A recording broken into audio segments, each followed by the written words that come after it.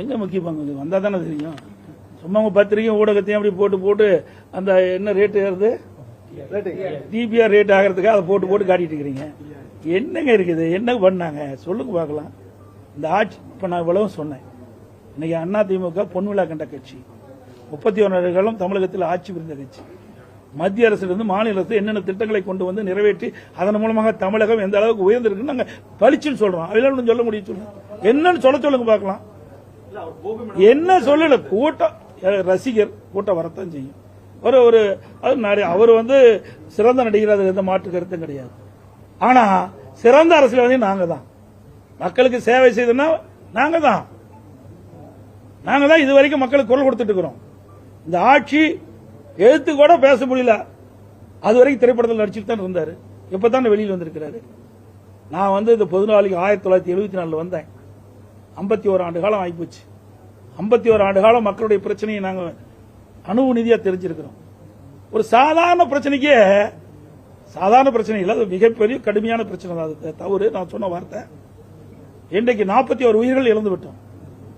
என்ன நடந்திருக்க வேணும்? யாருக்காக உயிரிழந்தார்கள்? அவரை காணதா, அவருடைய கூட்டத்தை, அவருடைய பேச்சை கேட்பதற்காக வந்த கூட்டம். என்ன பண்ணிருக்கணும்? நேரடியாக அங்க போயிருக்கணும். நாங்களாம் ஓடல. நாங்க எந்த கட்சி அந்த கட்சின்னு பார்க்கல. நிம்மதிக்க முடியாத உயிர்கள் 41 போயிட்டு. பாவம், பரிதாபம். இந்த குடும்பம் எந்த நிலையில் இருக்கும்? அவர்களுக்கு எங்களால் முடிந்த ஆறுதல் சொல்லலாம். அந்த ஆறுதல் கூட உங்களால சொல்ல முடியலையே. அப்புறம் கட்சி நடத்தி என்ன செய்ய போறீங்க?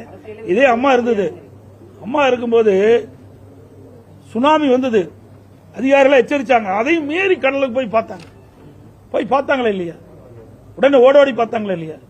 புயல் வந்தது, எங்களுடைய அமைச்சர்கள் 3 மாதம் அங்கேயே தங்கி, கஜா புயல்ல 3 மாத காலம் அந்த இடத்திலே தங்கி நிவாரண பணிகளை மேற்கொண்டு அந்த புயல் அடிச்சூடு இல்லாம நாங்க பாத்துக்கிட்டோம். இதெல்லாம் எங்களுடைய உழைப்பு. ஒரு அரசாங்கம் எப்படி இருக்கணும் என்பதற்கு முன்மாதிரியாக அரசாங்கம் அதிமுக அரசாங்கம். எதையுமே செய்யாம திரைப்படத்தில் இருக்க வரைக்கும் சம்பாரிச்சிங்க. விட்டுட்டு வந்தீங்க, நான் பல்லாயிரக்கணக்கு கோடி விட்டுட்டு வந்தேங்கிறீங்க. யாருக்கா விட்டுட்டு வந்தீங்க? இப்படிப்பட்ட ஒரு அரசியல் தாங்குவாரா சார்? அதெல்லாம் நான் சொல்லல. நீங்க கேட்ட கேள்விக்கு நான் பதில் அவ்வளவுதான். தாங்குவாரா போவாரா? அதாவது அனுபவம் வேணும். இது சாதாரண விஷயம் இல்ல. இன்னைக்கு என்னாச்சு? திட்டமிடாம போன காரணத்தினாலதான் 41 உயிர்கள் நம்ம பலி கொடுத்துட்டோம்.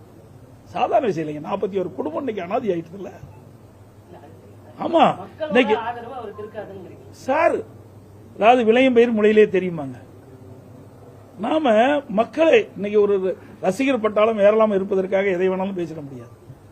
இது 8 கோடி மக்களுடைய வாழ்வாதார பிரச்சனை. ஒரு அரசாங்கம் வந்தா எப்படி செயல்படும் என்பதை பார்க்கணும். கொரோனா காலம் இருந்ததுங்க. கொரோனா காலம் வந்தா இவ்வளவு வீட்டு விட்டு வெளியே வருவாரா? நான் 32 மாவட்டத்துக்கு நேரடியாக போனேன். என்னை கூட மருத்துவர்கள் சொன்னாங்க, நான் அடிக்கடி சொன்னேன். ஆனா நான் 15 மாவட்டத்துக்கு போயிட்டு 16ஆம் மாவட்டம் திருச்சிக்கு போகும்போது பாமக தலைவர் ஒருத்தர், அவர் வந்து பிரமாதமாக விவசாயி என்று பேசிட்டு இருந்தார். ஒரு வாரம் கழிச்சு அவர் கொடுத்திருந்தார். அந்த செய்தியெல்லாம் அவர்கிட்ட கேட்கணும்னு சொன்னேன். இறந்துட்டார். அருமையான உடல், 55 57 வயசு தான் இருக்கு. அப்படிப்பட்ட சூழ்நிலை கூட 32 மாவட்டத்துக்கு நேரடியாக போனோம். மக்களை போய் சந்திச்சோம். அந்த காலகட்டத்தில் ஒரு இக்கட்டான காலகட்டம். மக்களை காக்க வேண்டும், மக்களுடைய பிரச்சனை தீர்க்க வேண்டும். அதையெல்லாம் நேரடியாக சேர்ந்து நீங்க எல்லா ஊடகம் பார்த்தீங்க, எல்லா இடத்துலயும் போனோம். அப்படி ஒரு சூழ்நிலை வருகின்ற போது இவரெல்லாம் எப்படி சமாளிக்க முடியும்? இவ்வளவு பணம் வாய்ந்த ஒரு கட்சியை அவர் வந்து எங்களுக்கும் திமுக தான் சார், 1008 பேசலாம், அது வேற. அவருடைய இது சுதந்திர நாடு, யார் வேணா கட்சி ஆரம்பிக்கலாம், யார் வேணாலும் ஒருத்தர் வருவதற்காக பேசலாம். அதையெல்லாம் பொருட்படுத்த வேணுமா? உங்களுக்கு பத்திரிகையாளர் ஊடகமும் தெரியும். ஏதாவது பேசி கீசி விறுவிறுப்பா செய்தி பல வேணும். அதுக்காக எங்கிட்ட வந்து கேட்க முடியாத கேள்வியா கேட்கறேன். எந்த கேள்வி கேட்டாலும் நான் பதில் சொல்ல தயார். அதுல எந்த மாற்று கருத்தும் கிடையாது. எதற்காக சொல்றேன்? யாரையும் நான் குறைச்சி மதிப்பிடல. இது அரசாங்கங்க. அரசாங்கத்தில் அனுபவம் தேவை. அனுபவம் செய்யவே முடியாது, பெரிய கஷ்டங்க. இன்றைக்கு அதிமுக ஆட்சியில பொன்மனச்சம்பல் புரட்சி தலைவர் எம்ஜிஆர் இருந்தாரு, அம்மா இருந்தா, அம்மா மறைவுக்கு நாங்க இருந்தோம். எந்த அளவுக்கு வளர்ந்து இருக்குதுன்னு பாருங்க. மற்ற மாநிலத்தை ஒப்பிட்டு பாருங்க.